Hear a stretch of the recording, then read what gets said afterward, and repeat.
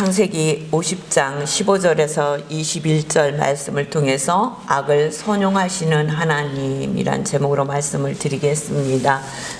창세기 이제 마지막 부분입니다. 우리는 창세기 1장부터 이제 50장까지 다 봤어요. 1장 하나님께서 천지를 창조하시고 12장에 오셔서 아브라함을 선택하시잖아요. 아브라함을 부르시고 그에게 축복하세요. 그리고 그를 통해서 하나님의 일을 행하실 것을 말씀하시는 거예요. 근데 아브라함이 그럼 하나님의 일을 이루기 위해서 영원히 살았냐? 아니에요. 175세에 죽었어요. 또 그 후에 아브라함 우선 이삭을 통해서 또 약속을 주시는데 이삭은 180에 죽어요. 그리고 이제 야곱을 통해서 그 일을 행하시는 거예요. 근데 야곱도 147세에 세상을 떠납니다. 야곱은 이 인생길을 걸어가면서 자기의 인생을 한마디로 얘기를 했는데 뭐라고 얘기하냐면 인생을 험악하였다. 그렇게 자기의 147년 된 인생이 되게 험악하였다고 바로를 만나면서 그렇게 얘기를 합니다. 그 아버지 이삭으로부터 축복을 받고 야곱은 형의 손길을 피해서 하란에 있는 삼촌 라반의 집으로 피하잖아요. 그리고 그 라반에 가서 며칠만 있으면 될 것 같았는데 20년을 삽니다. 야곱은 라반의 집에서 혹독한 연단을 받습니다. 아내를 위해서 또 품삯을 위해서 여러 번 라반에게 속임을 당합니다. 그리고 품삯을 정한 것을 10번이나 라반이 바꾸는 것을 보았습니다. 라반의 집에서 나올 때도 당당하게 나오는 것이 아니라 몰래 도망을 나옵니다. 7일 후에 라반의 집에서 야곱이 도망갔다는 얘기를 라반이 듣고 그 라반이 야곱을 추격합니다. 근데 이때도 하나님께서 개입을 하십니다. 31장 29절에 보니까 라반이 야곱에게 뭐라고 얘기를 하느냐면 너를 해할 만한 능력이 내 손에 있으나 너의 아버지 하나님이 어젯밤에 내게 말씀하시기를 너는 상가 야곱에게 선악간에 말하지 말라 하셨느니라 이렇게 이야기를 합니다. 하나님께서 어젯밤에 꿈에 나에게 말씀하셨는데 너는 야곱에 대해서 타치하지 말라고 말씀을 하셨다는 거예요. 도주하는 야곱의 길을 하나님께서 지켜주시고 또 그의 이름을 이스라엘로 바꿔주십니다. 하나님이 통치하신다, 하나님과 싸워 이겼다라는 뜻으로 이름을 바꿔주세요. 그래서 그들이 이스라엘 민족이 되는 것입니다. 야곱에게는 하나님께서 12명의 아들을 주십니다. 4명의 아내를 통해서 12명의 아들을 주셨는데 첫 번째 아내인 레아를 통해서 6명의 아들과 나엘을 통해서 요셉과 베냐민 또 실바와 비라를 통해서 2명씩의 아들을 주셔서 12명의 아들을 주시는 거예요. 근데 야곱의 마음에 가장 사랑이 가는 아들이 있었는데 가장 사랑하는 아내 라헬을 통해서 노년에 얻은 요셉을 가장 사랑스러운 거예요. 너무너무 이쁜 거예요. 근데 야곱은 어떤 상처가 있어요? 이삭으로부터 편애를 받았잖아요. 형 에서와 자기가. 그런 상처를 가진 야곱이 다시금 그 형제들에게 이 편애로 인해서 상처를 입히는 것을 우리는 성경을 통해서 보았습니다. 요셉에게만 특별한 채색 옷을 입힙니다. 이 채색 옷을 입혔다는 것은 이는 나의 장자는 아니지만 장자와 같은 권위를 이에게 줄 것이다 라는 얘기예요. 장자에게는 뭐예요? 유산도 갑절로 주잖아요. 이 아이는 나의 특별한 아들이라는 거예요. 요셉에게 채색 옷을 입혀요. 그리고 이 아들은 나에게 특별한 아들이라고 가장 내가 사랑하는 아들이라고 이야기를 합니다. 그렇게 요셉을 편애해요. 그런데 그렇게 편애하는 아버지로부터 그 사랑을 한 몸에 받는 것도 얄미운데 요셉이 크면서 좀 얄미운 짓을 형제들에게 해요. 성경에 보면은 요셉은 형들의 잘못을 아버지에게 일러 바쳤더라 그렇게 얘기해요. 그러니까 아버지에게 형들이 행동하는 모든 것들을 일러 바치는 거예요. 그러니까 좀 미워지는 거예요. 형들이 보기에 밉잖아요. 근데 그 미움을 가증시키는 이야기를 하는 거예요. 또 어느 날 요셉이 꿈을 꿔요. 꿈을 꾸다 보니까 곡식의 단이 11단이 있는데 그 곡식의 단이 내 단 앞에서 절하더이다. 성경 37장 창세기 37장 7절에 보면 우리가 밭에서 곡식단을 묶더니 내 단은 일어서고 당신의 단들은 내 단을 둘러서 절하더이다. 이렇게 얘기를 하는 거예요. 그리고 나서 다시 꿈을 꾸는데 해와 달과 11별이 나에게 절하더이다. 그렇게 얘기하는 거예요. 그러니까 우리 형제들 모두가 나에게 절할 것이다. 그 형들이 보니까 그럼 우리 모두가 너에게 절할 것이냐. 그러니까 분이 나는 거예요. 하는 행동도 얄밉고 아버지가 편애하는 것도 얄미운데 꿈을 꾸는데 하나님이 나에게 꿈을 주셨는데 당신의 단들이 나에게 다 절하고 11별이 11해와 달과 별이 나에게 절할 것이라고 얘기를 하니까 형들이 분노를 사는 거예요. 그러던 어느 날 아버지가 요셉에게 형들이 세겜에 가서 일을 하는데 가서 그들이 잘하고 있는지 보고 오라고 얘기를 해요. 이들이 헤브론에 있을 때예요. 그 헤브론에서 세겜까지는 80km가 되는 거예요.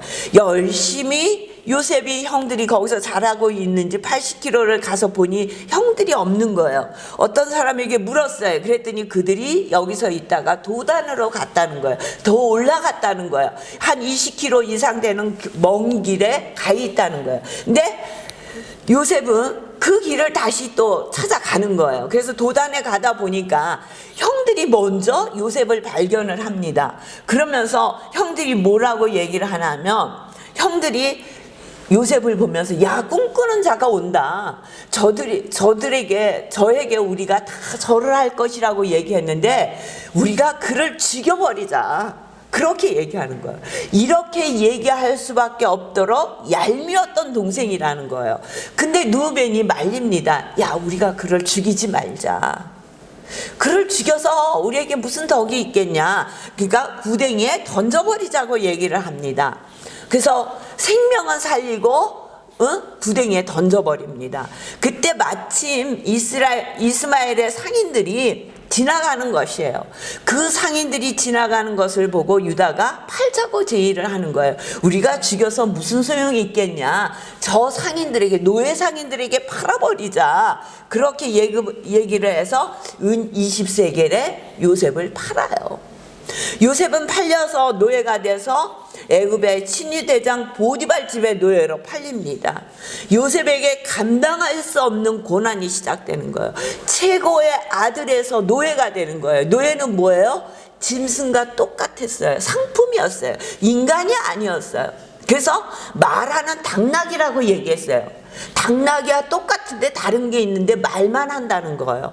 그러니까 노예가 죽어도, 노예를 죽여도 주인은 어떤 벌을 당하지 않아요. 죄를 진 것이 아니에요. 노예는 상품이었다는 것입니다. 그런 삶을 다 살게 되었어요. 그러니까 정말 감당할 수 없는 고난이 시작된 거예요. 근데 그 감당할 수 없는 고난을 누가 줬느냐? 형들이 그를 팔아버렸다는 거예요. 그렇게 고난을 당할 때 하나님께서 뭐라고 말씀하시냐면 성경에 보니까 창세기 39장 2절에 보니까 여호와께서 요셉과 함께 하심으로 그가 형통한 자가 되어, 그리고 또 여호와께서 그가 함께 하심으로 형통하게 하심을 보았더라. 형통한 자가 되고 많은 사람들에게 형통한 자가 된 것을 보여주셨다고 말씀하시는 거예요. 하나님께서 요셉과 함께 하였다는 거야. 그럼 형통한 자가 되었다는 것은 무엇을 얘기합니까? 우리는 형통한 자가 되었다고 할 때는 어떻게 생각을 합니까? 모든 고난이 없어졌다고 생각을 하는 거죠. 그래야 형통한 자라고 생각을 할 거야. 그러면 노예에서 다시 야곱의 아들로 변화돼야 제 자리를 찾아가야 형통한 자가 되었을 거 아니에요. 근데 성경은 그렇게 얘기하지 않아요. 하나님께서 함께 하심으로 형통한 자가 되었다는 것은 하나님께서 그 고난 가운데 요셉과 함께 하심으로 그 고난을 견딜 수 있는 힘을 주셨다는 거예요. 그 높고 높은 언덕을 넘을 수 있는 힘을 주셨다는 거예요. 그 고난을 치워주시는 것이 아니라 그 고난을 견딜 수 있는 힘과 능력을 주셨다는 거예요. 우리의 발에 거치는 돌이 있어서 그 거치는 돌을 치워주시는 것이 아니라 하나님께서 함께 하심으로 그 거치는 것을 견딜 수 있어 그 돌을 디딤돌로 삼을 수 있도록 하나님께서 함께 하신다는 거예요. 그래서 그가 형통한 자가 되었다는 것입니다. 하나님께서 그와 함께 하심으로 그가 있는 곳에 많은 사람이 하나님이 저와 함께 하심을 보았다라고 하시는 것을 보았습니다. 고난과 역경 가운데 승리할 수 있는 길은 여호와께서 함께 하심이라는 거예요. 여호와께서 함께 하셔서 그 길을 넘게 하신다는 것입니다.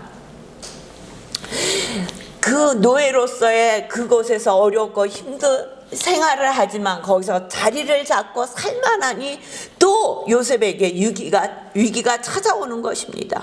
보디발의 아내가 계속적으로 유혹을 해오는 것입니다.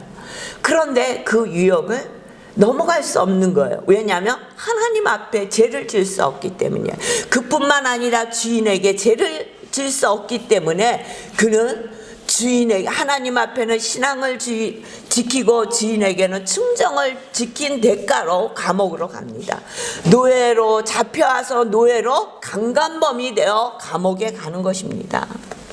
강간범이 되었다는 것은 죽을 수밖에 없는 자리에 있었다는 거예요. 보디발이 죽일 수밖에 없어요. 노예예요. 외국인으로 와서 그 주인의 부인을 강간하면은 죽을 수밖에 없는 자리에 있었는데 감옥에 갔다는 거예요. 이것은 왜 살려주었을까? 많은 이야기들이 있지만 유대 이전에 보면은 보디발의 아내가 소리를 지르는데 보디발이 들어가서 봤다는 거예요. 보디발은 친위 대장이에요. 애굽의 바로 왕을 지키는 친위 대장이라는 거예요. 그러니까 얼마나 이 사람이 명석한 사람이었겠어요. 이는 그냥 자기 아내의 말만 듣는 것이 아니라 들어가서 보니까 요셉의 옷을 붙들고 있는 자기의 부인을 본 거예요. 그 부인이 갖고 있는 옷을 보니까 요셉의 옷이 뒤에서 찢어져 있었다는 거예요. 요셉이 자기의 부인을 겁탈하려고 그랬으면 앞에서 옷이 찢어졌을 것인데 부인이 요셉을 붙들고 요셉이 도망가려 하니까 요셉이 웃옷을 벗고 도망가면서 지가 찢어졌다는 거예요.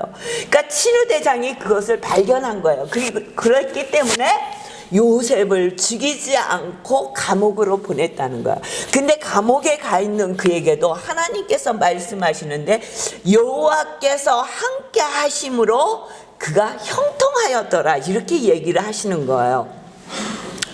감옥에 들어간 요셉은 얼마나 억울하고 고통스러웠겠어요. 목숨이라도 살았으니까 다행이라고 생각했겠어요? 아니요. 인간은 그렇게 생각하기 쉽지 않아요. 너무너무 억울한 거예요. 그런데 왜 하나님께서 감옥에 있는 요셉을 향해서 하나님께서 함께 하심으로 그가 형통한 자라고 말씀하셨을까? 요셉은 그 시간에도 왜 하나님 어떻게 해서 나에게 이런 일이 벌어집니까? 라고 얘기하는 것이 아니라 그런 상황이 되었을 때 내가 하나님 앞에 왜라고 얘기하지 않고 어떻게라고 얘기했다는 거예요. 어떻게 살아야 합니까? 하나님, 제가 이 상황 가운데, 이 고난 가운데 어떻게 살아야 합니까? 라고 질문하였다는 것입니다. 어떤 상황 가운데 있어도 하나님이 우리의 하나님이시기에 그분 앞에 걸어가야 되는데, 하나님, 내가 하나님의 자녀로서 이 상황 가운데 어떻게 살아야 합니까? 라고 질문했다는 거예요. 그러니까 그 감옥 가운데도 하나님께서 그를 지키시고 함께 하셨다는 거예요. 요셉은, 우리는 요셉의 얘기를 통해서 요셉은 고난 가운데 묵묵히 하나님 말씀대로 살다가 애굽의 총리가 되어서 성공을 했다, 이렇게 얘기를 합니다. 근데 이 성경은 요셉이 애굽의 총리가 돼서 성공을 했다는 것을 얘기하는 것이 아니라 어떠한 상황 가운데도 하나님께서 그의 삶을 지키시고 그와 함께 하시고 그를 통해서 하나님이 선택한 이스라엘 민족을 지키시고 그들을 인도하셨다는 것을 나타내시는 거예요. 근데 우리는 한쪽 면을 보는 거예요. 요셉의 얘기를 보면 우리는 어떻게 해요? 총리가 돼서 성공을 했다고 봐요.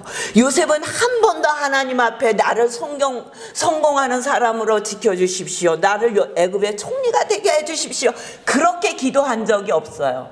요셉의 마음은 오로지 하나님 앞에, 내가 하나님 앞에 신앙을 지키면서 어떻게 살아야 합니까를 계속적으로 질문하며 그 삶을 살았다는 거예요. 그래서 하나님이 함께 하심으로 그가 형통하였다라고 말씀하시는 거예요.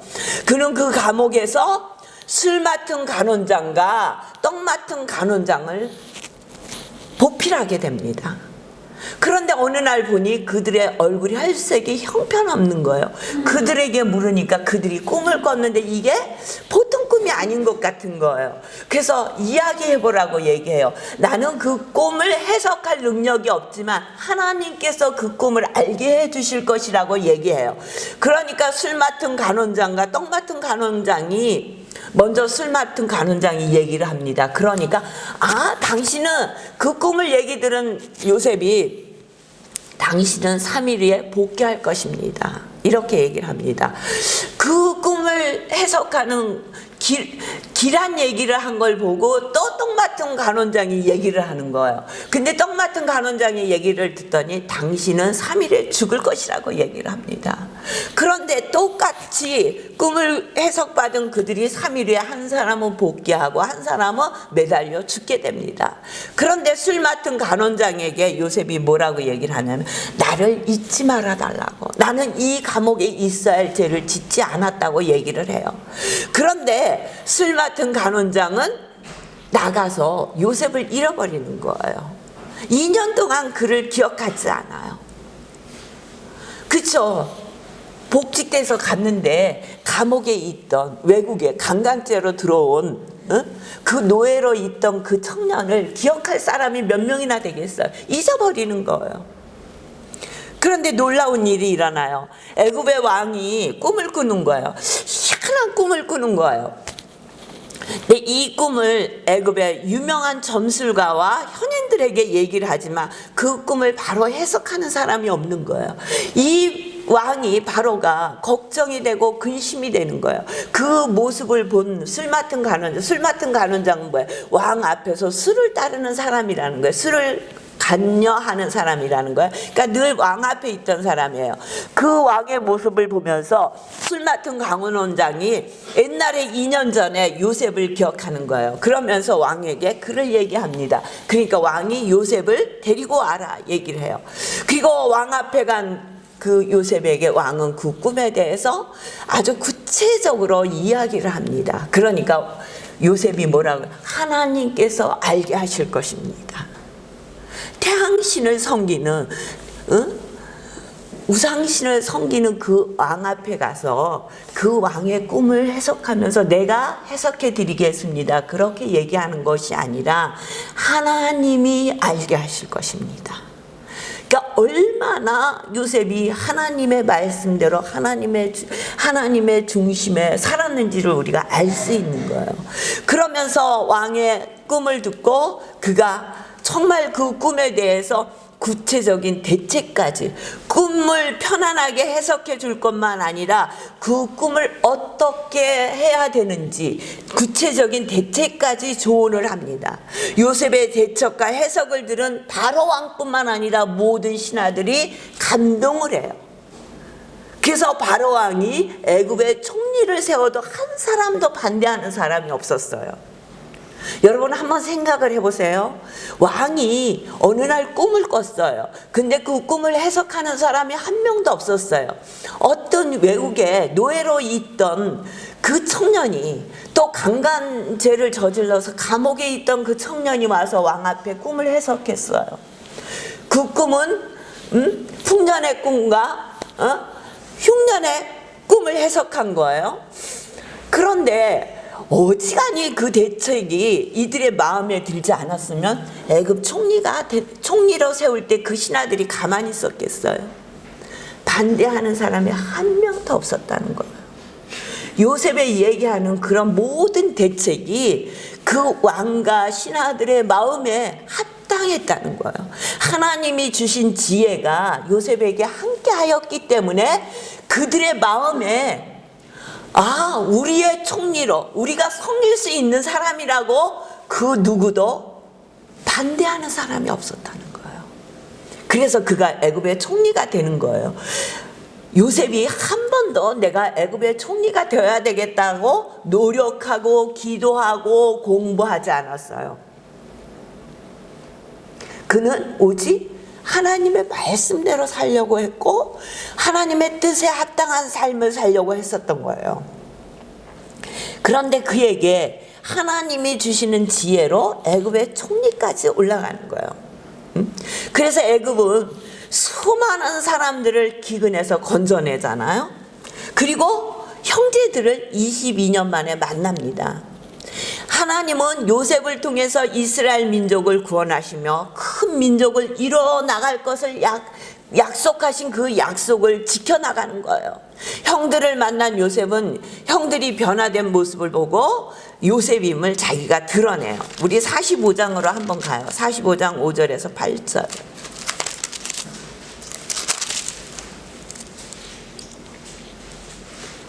형들을 만나서 형들에게 자기가 요셉임을 드러내니까 형들이 얼마나 놀랬겠어요. 45장 5절에서 8절까지 우리 함께 봉독합니다. 시작. 당신들이 나를 이곳에 팔았다고 해서 근심하지 마소서, 한탄하지 마소서. 하나님의 생명을 구원하시려고 나를 당신들보다 먼저 보내셨나이다. 이 땅에 2년 동안 흉년이 들었으나 아직 5년은 밭갈이도 못하고 추수도 못할지라. 하나님이 큰 구원으로 당신들의 생명을 보존하고 당신들의 후손을 세상에 두시려고 나를 당신들보다 먼저 보내셨나니 그런즉 나를 이리로 보낸 이는 당신들이 아니오 하나님이시라. 하나님이 나를 바로에게 아버지로 삼으시고 온 집의 주로 삼으시며 애굽 온 땅을 통치자로 삼으셨나이다. 아멘. 뭐라고요? 형들이 얼마나 기가 막혔겠어요. 그런데 이야기하는 거예요. 당신들이 나를 이곳에 팔았다고 해서 근심하지 말고 한탄하지 말래요. 하나님이 이곳에 나를 보내신 것은 하나님이 생명을 구원하시려고 당신들 먼저 나를 이곳에 보냈다고 얘기하는 거예요. 아직도 흉년의 시간이 5년이나 남아 있다는 거예요. 하나님이 큰 구원으로 당신들의 생명을 보존하시고 당신들의 후손을 세상에 두시려고 나를 당신들보다 먼저 보내셨다는 거예요. 나를 이리로 보내신 것은 당신들이 아니고 하나님이시라는 거예요. 하나님의 행하신 일이라는 거예요. 그러니까 걱정하지 말라고 형들을 용서하는 거예요. 당신들 걱정하지 마라. 이제 아무것도 염려하지 마라. 이곳에 나를 팔고 나를 죽이려고 했다고 염려하지 마라. 나는 이미 다 해결했다. 그 일은 하나님이 하신 일이다. 그런데 형들의 마음에는 그렇게 요셉이 얘기했지만 형들의 마음에는 그 문제가 해결되지 않는 거예요. 아버지가 살아계실 때는 아버지 때문에 우리를 어떻게 하지 못하겠지만 지금 이제 오늘 우리가 본문을 읽은 본문은 아버지가 돌아가시고 장례를 다 치르고 난 거예요. 정말 국가상으로 어마어마한 장례를 다 치르고 나서 이들이 다 장례를 치르고 나서 애굽으로 다 돌아왔어요. 14절에 보니까 요셉이 아버지를 장사한 후에 자기 형제와 후상꾼과 함께 애굽으로 돌아왔더라. 돌아와서 이 형들은 쉴 새도 없는 거예요. 마음이 불편한 거예요. 힘든 거예요. 그러니까 15절에 뭐라 요셉의 형제들이 그들의 아버지가 죽었음을 보고 말하되 요셉이 혹시 우리를 미워하여 우리가 그에게 행한 모든 악을 다 갚지는 아니할까 하고 요셉에게 말을 전하여 이르되 당신의 아버지가 돌아가시기 전에 명령하여 이르시기를. 장례를 다 치르고 났는데 마음이 너무 불안한 거야. 이제 아버지도 없어. 우리를 지켜줄 사람도 없어. 그러니까 요셉이 우리가 행한 악을 우리에게 도로 갚지 않을까 해서 두려운 거예요. 그러니까 요셉에게 말을 전하는 거예요. 뭐라고요? 너희는 이같이 요셉에게 이르라. 내 형들이 내게 악을 행하였을지라도 이제 바라건대 그들의 허물과 죄를 용서하라 하셨나니 당신 아버지의 하나님의 종들인 우리 죄를 이제 용서하소서 하며 요셉이 그들이 그에게 하는 말을 들을 때 울었더라. 뭐라고요? 우리 아버지가 얘기하지도 못해요. 당신의 아버지가 강조하는 거야. 요셉의 아버지. 우리 아버지라고 얘기 못해요. 당신의 아버지가. 만약에 야곱이 이 말을 요셉에게 하여야 됐을 것 같으면 앞에 보면 요셉의 아들들에게 축복하잖아요. 요셉과 야곱만 만나는 시간도 있었어요. 그때 아마 야곱이 요셉에게 부탁했을 거예요. 근데 그 일은 이미 넘어간 일이고 요셉은 이미 마음에 지었고 하나님이 하신 일이라고 고백했어요. 그러니까 당신들도 걱정하지 말라고 얘기했는데 아버지가 돌아가자마자 이렇게 얘기하는 형들의 모습을 보면서 요셉이 울었더라. 그 마음이 너무 안타깝고 너무 이 마음을 어떻게 표현할 수 있을까? 요셉이 그러니까 울었더라. 그의 형들이 또 친히 와서 요셉 앞에 엎드려 이르되 우리는 당신의 종들입니다. 누구를 대표해서 가서 말을 전하라고 하니까 요셉이 울기만 하니까 형제들이 다 온 거예요. 그리고 요셉 앞에 엎드리는 거예요. 그러면서 우리는 당신의 종들입니다. 그러니까 요셉이 뭐라고 해요? 그들에게 이르되 두려워하지 마소서 내가 하나님을 대신하리까. 이들은 요셉을 그렇게 하고 모든 생활에 어려움이 있을 때마다 우리가 요셉을 그렇게 했기 때문에 우리에게 이렇게 어려움이 있다라고 얘기해요. 그러니까 늘 마음에 큰 덩어리를 가지고 살았다는 거예요. 그러니까 요셉이 만나자마자 염려하지 말라고 얘기하잖아요. 하나님이 하셨다고 얘기하잖아요. 그러면 그때에 해결을 했어야 되는데 해결을 하지 못하고 잊어버리고 있다가 또 아버지가 돌아가시니까 그 마음이 다시 치어 올라오는 거예요. 요셉이 우리를 어떻게 하지는 않을까? 응? 우리를 지켜줄 사람도 없는데 이제 요셉이 저 가지고 있는 권력으로 우리를 죽여도 우리는 할 말이 없어. 응? 그러니까 요셉에게 가서 무릎을 꿇고 엎드려서 우리는 당신의 종이니이다. 그러니까 요셉이 두려워하지 마십시오. 내가 하나님을 대신하리까. 당신들은 나를 해하려 하였으나 당신들은 나에게 악을 행하였으나 그래서 오늘 악을 선용하시는 하나님. 악을 행하려 하였으나 하나님은 그것을 선으로 바꾸사 오늘과 같이 많은 백성의 생명을 구원하시려고 하셨나이다. 하나님께서 이미 다 이루셨다는 거예요. 왜 하나님이 이 일을 행하신지 아십니까? 많은 백성을 구원하시려고. 많은 백성을 구원하시려고. 응? 하나님께서 그렇게 하셨다고 얘기하는 거예요. 응? 그러면서 당신들은 두려워하지 마소서 내가 당신들과 당신의 자녀들을 기다리다 하고 그를 간곡한 말로 위로하더라. 예수 그리스도께서 이 땅에 오셔서 우리의 모든 죄를 담당하시고 십자가에 죽으시고 우리를 구원시켜 주셔서 우리는 하나님의 자녀가 됐어요. 우리는 구원의 은혜를 누리며 살아야 합니다. 그렇다면 이 요셉의 형들처럼 우리가 가지고 있는 죄 가운데 그 죄로 눌려서 사는 것이 아니라 우리가 죄를 느꼈을 때는 하나님 앞에 내어놓고 회개하고 기도함으로 하나님이 주시는 평강을 누리며 사시길 주의 이름으로 축원합니다. 그래서 요셉에게 하셨던 하나님의 말씀이 저와 여러분에게 들려오시기 바랍니다. 하나님이 함께 하심으로 그가 형통하였더라.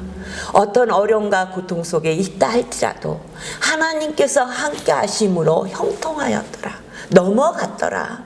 넘어가고 있더라.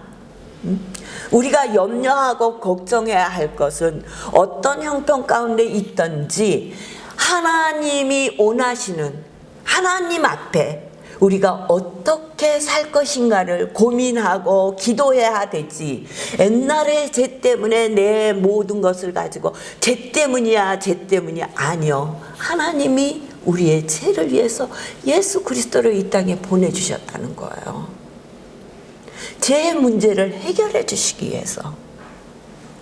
우리가 죄가 기억나면 하나님 앞에 회개의 기도를 드리며 우리의 삶은 하나님 앞에 늘 하나님과 함께 함께하시는 삶을 사시길 주의 이름으로 축원합니다.